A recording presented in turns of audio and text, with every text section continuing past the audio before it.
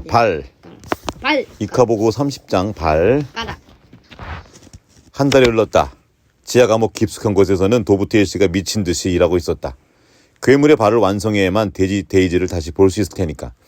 그는 스피드로스가 약속을 지킬 거라고, 맡은 일을 끝내기만 하면 여기서 나갈 수 있을 거라고 믿고 싶었지만 사실 머릿속에서는 이렇게 말하는 목소리가 들렸다.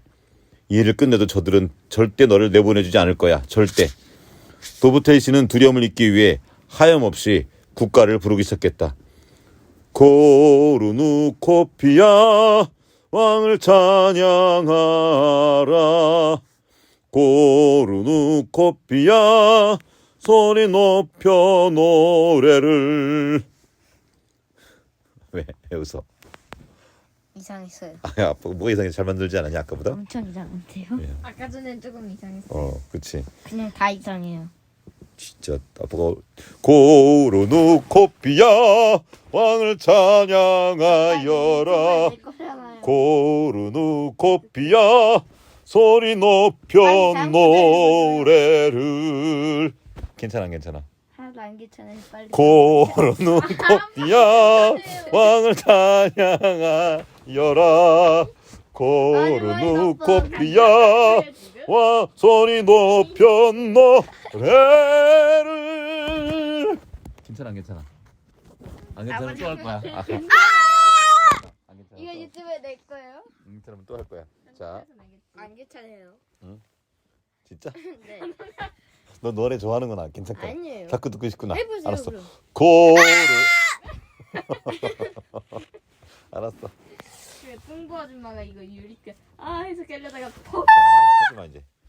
자, 다른 죄수들에게는 끊임없이 되풀이되는 그의 노래가 끌과 망치 소리보다 더 거슬렸다. 이제 여인 몸에 누더기를 걸친 구펠로 부관이 제발 그만하라고 애원했지만 도부테이 씨는 듣지 않았다. 뭘요? 노래 좀 그만하라고. 생각해봐. 애국가를 하루 종일 부르고 있다고 생각해봐. 그만 좀 하세요. 지금도 너 그랬잖아. 그만하라고. 민서야. 저거 아니야? 아빠. 정신이 혼미해진 짓 했다. 왕에게 충성하는 백성의 모습을 보여주면 스피트로스가 안심하고 풀어줄지도 모른다는 생각이 그를 어지럽히고 있었다. 이 목수의 감방에서는 연장으로 두드리고 깎는 소리와 국가를 부르는 소리가 끊임없이 울려 퍼졌고 그와 함께 서서히 발톱 달린 괴물의 발이 확실하게 모양을 갖춰가기 시작했다. 잘 그렸네. 사람들이 말을 타고 그 발을 내리눌러 무른 땅에 깊은 발자국을 낼 수 있도록 위쪽에 긴 자루도 만들었다. 그렇게 해서 마침내 괴물의 발이 완성되자 스피트로스와 플래푼, 로치 대장이 그것을 점검하러 지하 감옥으로 내려왔다. 스피트로스가 여러 각도에서 꼼꼼히 살펴보며 느릿느릿 말했다. 좋군. 아주 좋아. 자네가 보기엔 어떤가, 로치? 이 정도면 충분한 훌륭한 것 같습니다. 로치 대장이 말했다. 아주 잘했어, 도브테일. 교도관에게 오늘 저녁은 특별히 많이 주라고 해 얘기하지. 뭘요? 밥, 저녁 식사. 스피트로스가 이 목수에게 말했다. 하지만 완성하면 풀어준다고 하셨잖아요. 도브테일은 지치고 창백한 모습으로 무릎을 꿇으며 말을 이었다. 제발 부탁입니다. 딸에게 가봐야 해요. 부탁이에요. 도브테일 씨는 스피트로스 경에 깡마른 손을 잡으려 했지만 스피트로스는 뿌리쳤다. 손대지 마, 이 반역자. 죽이지 않은 것만 해도 고맙게 생각해야지.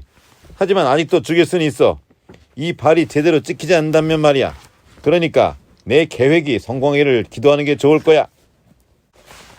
이카보그 31장 어느 정일갑자의 실종.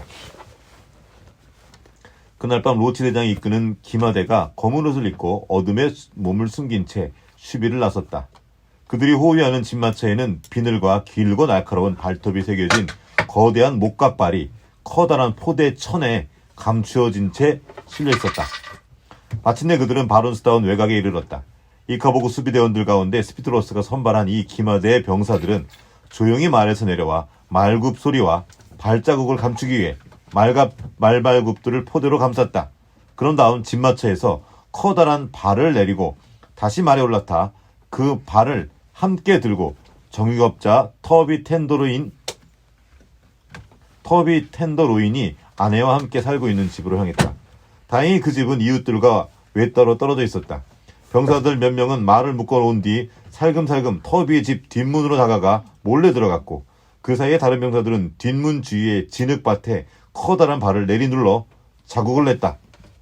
불과 5분 만에 병사들은 자식이 없는 터비 부부를 끈으로 묶고 입에 재갈을 물려 집에서 끌고 나와 재갈이 집마차에 뭐예요? 씌웠다. 이렇게 말 이렇게 하는 거, 입을 막는 거. 아까 테이프 같은 거요? 그렇게. 이쯤에서 미리 얘기해주는 편이 좋을 것 같다. 머지않아 터비와 그의 아내는 프로드 병사가 처음에 데이즈를 처리하려고 했던 방식으로 목숨을 잃고 숲에 묻히고 만다. 이제 잡아가다 그냥 파묻어 버리는 거야. 이렇게. 오 마이 갓. 이렇게 이러면서 이카보고 잡아갔다 그러는 거야. 데이지는 살아있는 거죠? 데이즈는 살아있는 거지. 얘는 아니 그냥 살고. 스피트러스는 쓸모있는 사람들만 살려두었다. 도브테일 씨는 이카보그 발이 망가지면 그것을 고치는 데 필요한 사람이었고 굿펠로 부관과 그의 친구들은 그 스피트러스한테 저항했던 사람이야. 정직한 3명의 군사. 굿펠로 부관과 그의 친구들은 나중에 필요할 경우 다시 끌어내 이카보그에서 도망쳤다는 거짓말을 되풀이하게 해야 했다. 하지만 소세지를 만드는 이 반역자는 아무데도 써먹을 데가 없었으므로 그냥 죽이라고 명령했다. 소시지를 만드는 사람. 아까 그 터비 부부. 스피트로스도 관심이 없었을 테지만 어쨌든 가엾은 텐더로인 부인은 친구들의 아이들을 돌봐주고 지역 성가대에서 노래를 부르기도 했던 아주 자상한 여인이었다. 텐더로인 부부가 끌려나가자 남아있던 병사들은 집 안으로 들어가 커다란 짐승이 쳐들어왔던 것처럼 가구들을 부수었고 다른 병사들을 뒤쪽 울타리를 무너뜨린 뒤 먹이 사냥을 온 괴물이 닭들을 공격한 것처럼 보이도록 터비의 닭장 주위 무른 땅에도 커다란 발자국을 냈다. 한 병사는 터비가 닭들을 보호하려고 달려온 것처럼 보이도록 양말과 군화를 벗은 채 맨발로 부드러운 땅에 자기 발자국을 남기기도 했다. 그러곤 마지막으로 암탉 한 마리의 머리를 잘라 피와 깃털들을 사방으로 흩어놓고 남은 닭들이 달아나도록 닭장의 옆 벽을 부수었다. 이윽고 병사들은 괴물이 단단한 땅으로 도망친 듯 보이도록 터비의 집 앞 진흙밭에 커다란 발자국을 여러 번 찍은 뒤에 곧 살해될 정육업자 부부가 실려있는 집마차에 도브테일 씨의 조각품도 함께 싣고 다시 말에 올라 어둠 속으로 사라졌다. 이렇게 지금 계속 거짓을 조정하고 있는 거야. 이튿날 32장 계획의 허점. 이튿날 아침 텐더로인 부부의 이웃들은 닭들이 길거리로 도망쳐 나온 모습을 보고 이 사실을 알려주기 위해 황급히 터비에게로 달려갔다. 그들이 현장을 보고 얼마나 기겁했을까. 커다란 발자국과 피, 깃털 따위가 사방에 흩어져 있고 뒷문은 부서졌으며 부부는 흔적도 없이 사라졌으니 말이다. 1시간도 안 되어 수많은 사람들이 터비의 집으로 몰려와 괴물의 발자국과 부서진 문, 망가진 가구들을 살펴보았다. 모두가 공포에 휩싸였고 2-3시간 뒤에는 이카보그가 바론스타운의 정육업자를 습격했다는 소식이 동서남북으로 퍼져나갔다. 도시의 관원들이 광장에서 종을 울려댔다. 이틀 뒤면 이카보그가 밤사이 남쪽으로 내려와 사람 2명을 채갔다는 사실이 습지대 주민들을 제외하곤 전국의 모든 이들에게 퍼져나갈 판이었다. 바론스탄에 있던 스피트로스의 첩자는 하루 종일 인파 속에 섞여 사람들의 반응을 살핀 다음 주인에게 계획이 멋지게 성공했다는 소식을 전했다. 그러나 초저녁 소세지 롤과 맥주로 축배를 들기 위해 술집으로 가려던 첩자는 한 무리의 사내들이 커다란 이카보그 발자국 하나를 살피며 저희끼리 수군대는 광경을 보았다. 첩자는 그리로 살금살금 다가가 그들에게 물었다. 오싹하지 않습니까? 이 발의 크기 좀 보세요. 발톱은 또 얼마나 긴지. 그러자 터비의 이웃 한 명이 허리를 펴고 인상을 쓰며 말했다. 한 발로 뛰는 모양이에요. 네? 첩자가 묻자 그 이웃이 다시 말했다. 한 발로 뛴다고요. 보세요. 전부 다 왼쪽 발자국이잖아요. 이카보그가 한 발로 뛰는 게 아니라면. 사내는 입을 다물었다. 그의 표정이 심상치 않았다. 술집으로 가려던 첩자는 다시 말에 올라타고 궁정으로 향했다. 이렇게 온통 첩자들을 다 깔아놨어. 그래서 반대하는 사람들은 다 잡아다가 이렇게 지새도 모르게 없애버리는 거야. 그럼 왼발을 딛고 날았다고. 그리고 이카보가 했다고 그치. 그러다는 거지. 오케이, 나 파악했어. 근데 진짜 왼발 딛고. 33장 프레드 왕의 근심. 스피트로스와 플레프는 그들의 계획이 위험에 처했다는 사실도 모르고 평소처럼 밤늦게까지 왕과 함께 호화로운 저녁 식사를 즐기고 있었다. 이카보그가 바론스타운을 습격했다는 소식에 프레드 왕은 더없이 놀랐다. 그러니까 얘는 계속 프레드 왕을 계속 겁줘야 돼. 그래야 자기가 그러니까 왕은 그냥 개똥먹 아무것도 모르는 거죠. 계속 겁을 줘야 자기들이 이거를 돈도 더 많이 걷고 자기들이 힘이 더 점점 세지는 거야. 이제는 그 괴물이 그 어느 때보다도 궁전에 가까웠다는 뜻이 아닌가. 오싹한 일이지요. 플레푼이 블랙 푸딩 하나를 통째로 집어 자기 접시에 가져다 놓으며 말했다. 뭐 막는 거 푸딩. 푸딩 몰라? 푸딩이요? 푸딩의 이름이 블랙 푸딩가 봐. 블랙 푸딩은 좀 정말 충격적인 일입니다. 스피트로스가 꿩고기를 얇게 썰며 거들었다.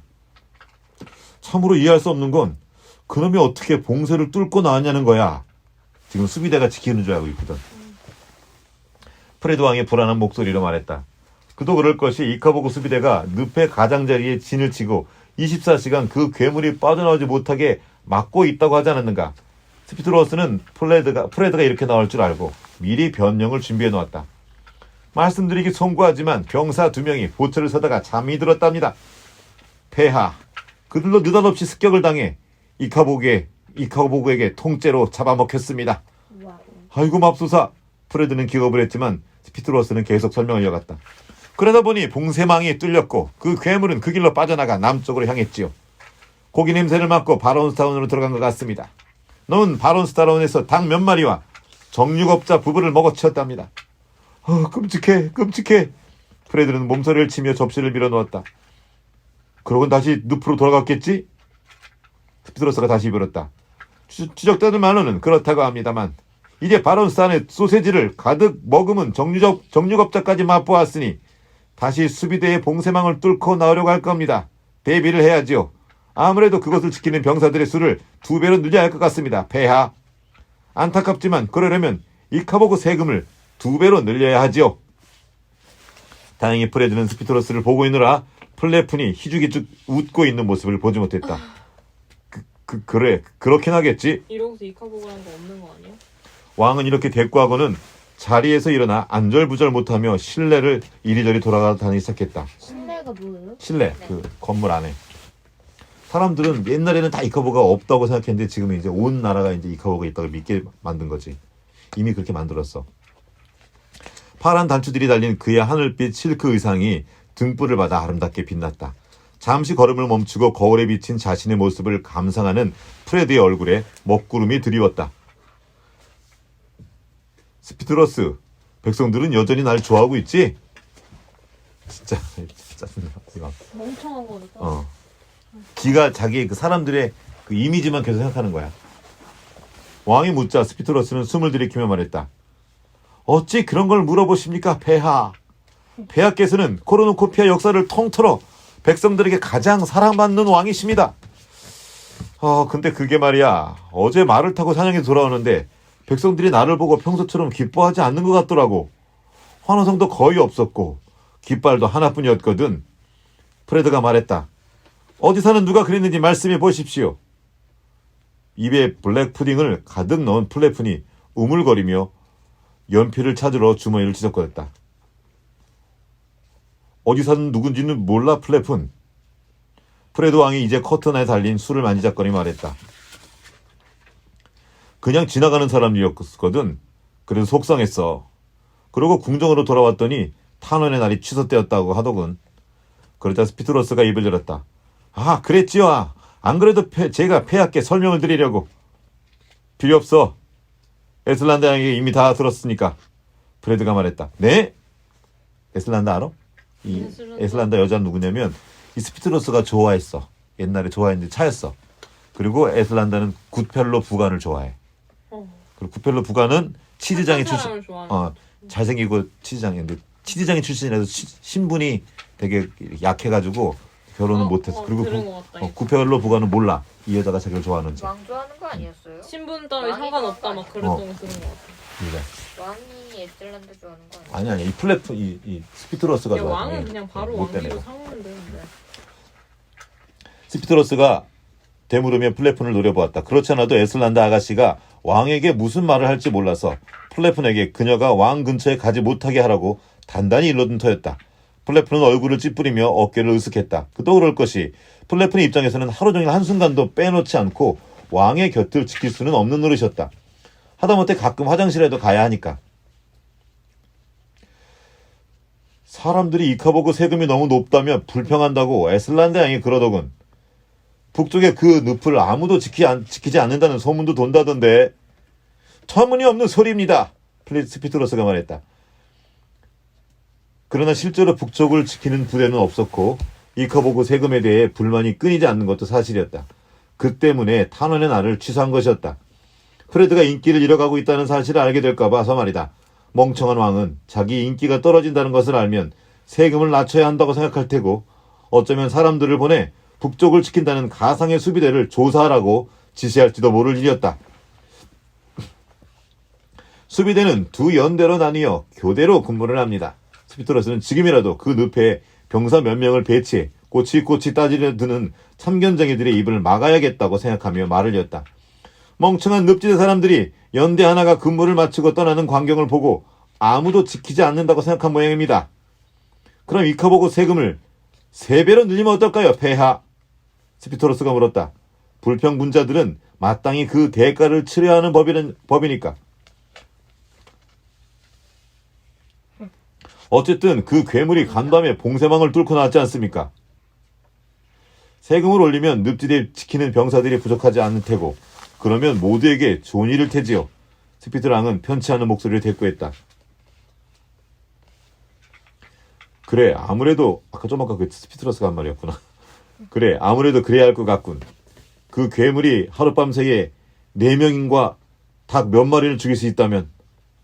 그때 하인 캔문거비가 식당으로 들어왔다. 그는 깊이 고개 숙여 인사한 뒤 바론스탄의 첩자가 이 소세지 도시에서 급한 소식을 갖고 왔다고 스피트로스에게 속삭였다. 스피트로스는 태연하게 말했다. 폐하, 저는 이만 일어나 봐야 할 것 같습니다. 걱정하실 건 없습니다. 별일 아닙니다. 제 말 한마디가 말썽이라고 하네요. 자, 34장.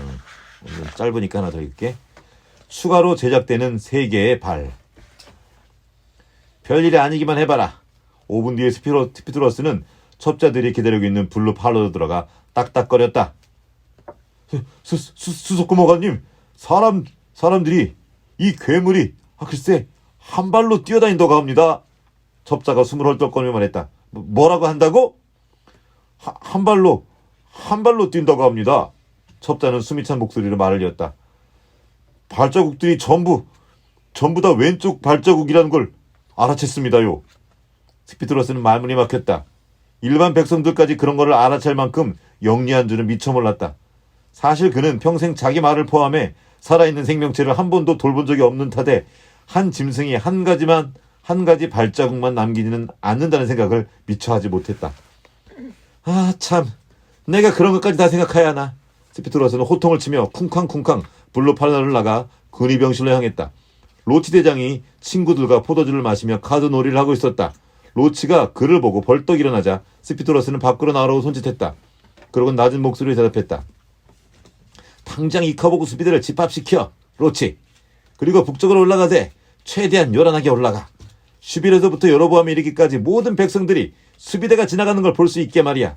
도착하면 흩어져서 늪 곳곳에 보초를 세우고.